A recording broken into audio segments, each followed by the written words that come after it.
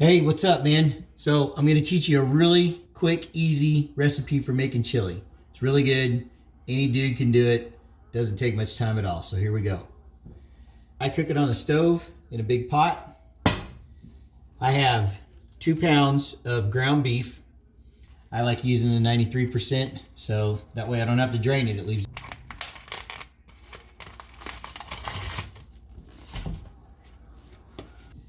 I will put the stove on high and start cooking this because I'm going to stand here and chop it around and stir it up constantly to get it browned and get it ready to add the rest of the ingredients. So cooking the ground beef is first step.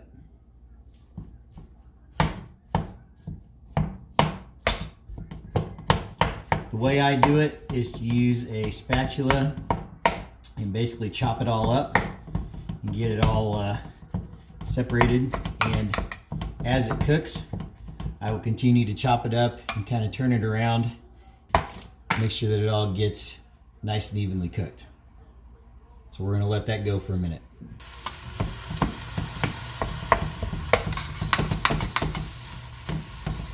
As this ground beef continues to cook, you can use your spatula and continue to chop it up. And then you can take, just kind of move it around in there to make sure it all gets evenly cooked.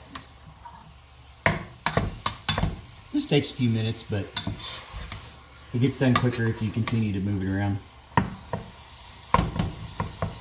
One of the reasons I chop it up as I go along is because as it continues to cook, it makes it separate into little smaller sections, which in turn makes it cook a little faster. And you also don't have the big chunks of ground beef in it. If you tried to run it this hot and walked away from it and just let it sit there, it would burn everything on the bottom of the pan, you know what I mean? So you can run it hot as long as you're moving it around. Is getting closer. You see we still got a little bit of pink in there. So we're going to continue to stir it around and get it cooked. Okay. Thank you, Emily, for that cameo. So the ground beef is now brown. Because I use the leaner ground beef, I choose not to drain it. Next thing we're going to do is back the heat down to low. I choose, for my chili, Williams TexMex style chili seasoning. Each package says it seasons 2 pounds of meat, right? I tend to put a package and a half. You go 2 full packages, it is super spicy. And if you like that, go for it. But for me, a package and a half has turned out to be about the spicy that I like. So you do this first, the first thing after the ground beef is cooked. This is the first thing you need to put in here, because if you try to mix this after you start putting some of the other ingredients, it'll be kind of messy and it'll be a little harder to distribute it around. So you basically just take your spatula and mix it all in there really good until it all looks pretty even. This is what it's going to look like with the seasoning in it. Just darkens it up a little bit. Okay. These are my ingredients on top of the ground beef and seasoning. I am going to put 2 cans of original Rotel and 4 cans of beans. You can really pick whatever beans you want. I just picked those just because I like putting black beans in it, just because it gives it a little color. There's really no other reason.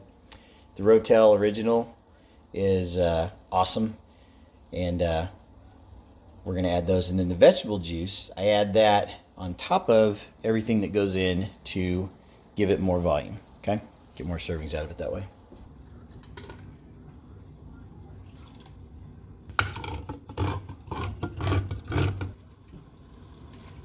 Cans of Rotel. I'm going to stir these in.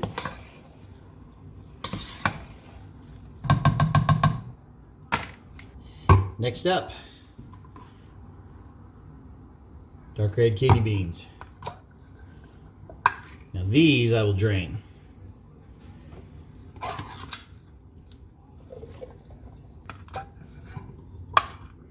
Drain the next one.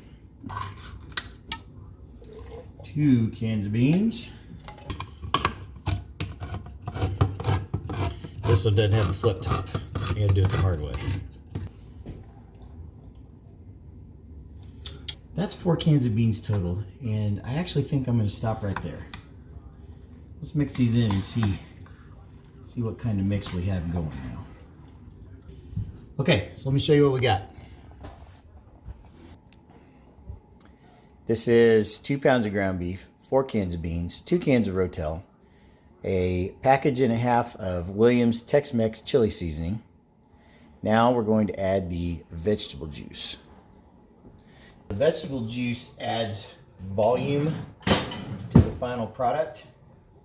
Basically, so I can feed more people, right? I shake this up first. I have lots of kids, so when I made dinner, I had to make a lot, and making it a little soupier fed more kids. So here we go. And I will fill this up until we get to about that volume, okay? So then we're gonna mix this in really good.